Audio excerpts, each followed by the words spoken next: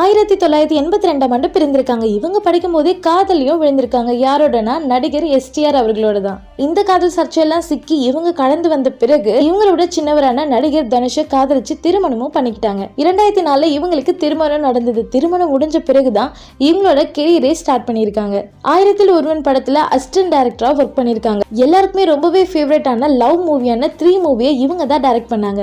நடிகர் கௌதம் கார்கே வச்சு வை ராஜா வை மூவி பண்ணாங்க. ஆனா அது அந்த அளவுக்கு வெற்றியை கொடுக்கல. 2017 ஆண்டு ஐநா சபையில இன்டர்நேஷனல் உமன் செலிப்ரேஷன்ல பரதநாட்டியம் ஆடி இருக்காங்க. அந்த பரதநாட்டிய டான்ஸுக்காக இவங்க கேலி கிண்டலுக்கும் ஆளானாங்க.